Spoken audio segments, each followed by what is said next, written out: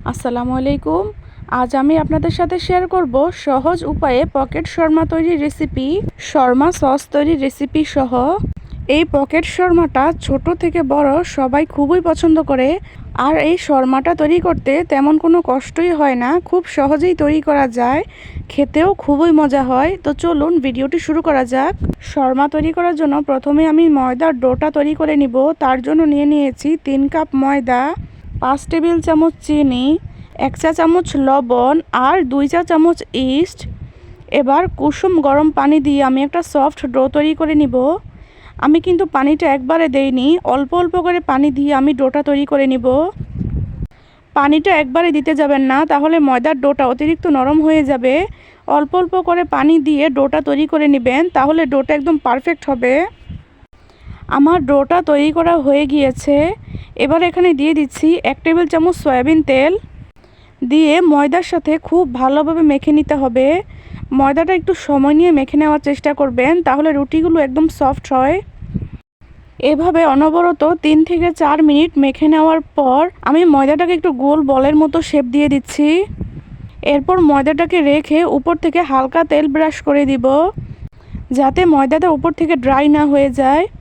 তেল ব্রাশ করে দেওয়ার পর ঢেকে রেখে দিব 1 ঘন্টার জন্য একটা গরম জায়গায়। এই ফাঁকে আমি মাংসটা রান্না করে নিব। তার জন্য আমি প্রায় 300 গ্রামের মতো হাড় ছাড়া মাংস ছোট ছোট টুকরো করে কেটে নিয়েছি।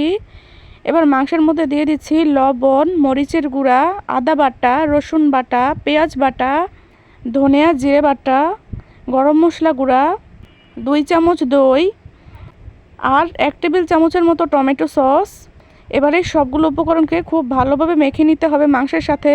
মেখে নেওয়া হয়ে গিয়েছে। এবার আমি মাংসটাকে ঢেকে রেখে দিব 10 মিনিটের জন্য, যাতে মাংসের ভিতর মশলাটা খুব ভালোভাবে ঢুকে যায়। 10 মিনিট পর আমি মাংসটাকে রান্না করে নেব। তার জন্য কড়াইয়ে পরিমাণ মতো তেল দিয়ে দিয়েছি। এরপর মাংসটাকে দিয়ে দিচ্ছি। এবার চুলার জালটাকে লো টু মিডিয়াম আঁচে রেখে তেলের মধ্যে মাংসটাকে 2 থেকে 3 মিনিট নাড়াচাড়া করে নিব।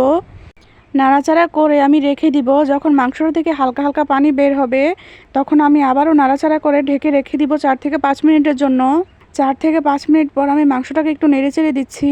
দেখুন মাংসটা থেকে অনেকটা পরিমাণ পানি বের হয়েছে। এই পানিতে আমি মাংসটা রান্না করে নিব, আমি এক্সট্রা কোনো পানি দিব না। এরপর চুলার জালটাকে একদম লো আঁচে রেখে আবারও ঢেকে রেখেছিলাম 5 থেকে 6 মিনিটের জন্য।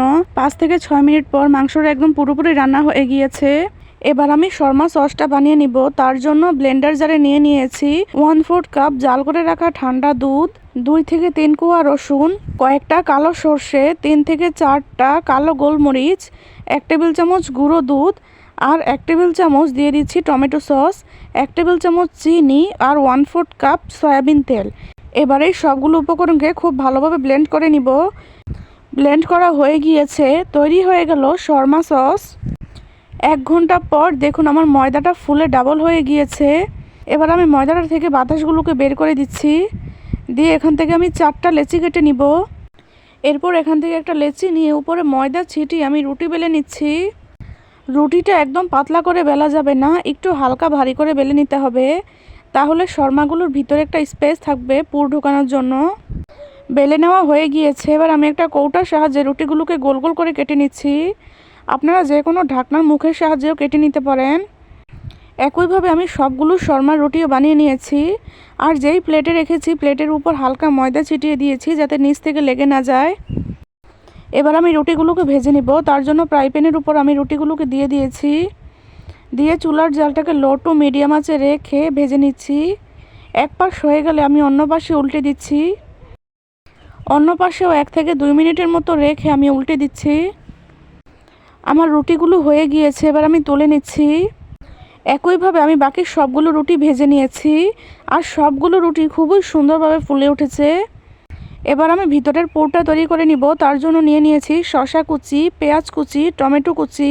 টমেটোর বীজটা ফেলে দিয়ে আমি কুচি করে নিয়েছি। এরপর যে মাংসটা রান্না করে নিয়েছিলাম সেই মাংসটাও দিয়ে দিয়েছি। সাথে যে শর্মা সসটা তৈরি করে রেখেছিলাম সেটাও দিয়ে দিয়েছি।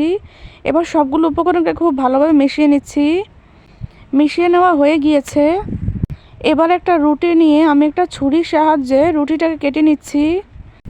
কেটে নেওয়া হয়ে গিয়েছে। এবার আমি ভিতরে পুর দিয়ে দিচ্ছি। আপনারা আপনাদের ইচ্ছা মতো ভিতরে পুরটা দিয়ে দিতে পারেন কম বেশি করে। দেখুন আমার একটা শর্মা তৈরি করা হয়ে গিয়েছে। এবার আমি আরেকটা শর্মা তৈরি করে দেখিয়ে দিচ্ছি। আপনারা চাইলে পুরটার সাথে গাজর কুচিও ব্যবহার করতে পারেন। একইভাবে আমি সবগুলো শর্মা তৈরি করে নিয়েছি। আপনাদের কাছে রেসিপিটা কেমন লেগেছে অবশ্যই জানাবেন।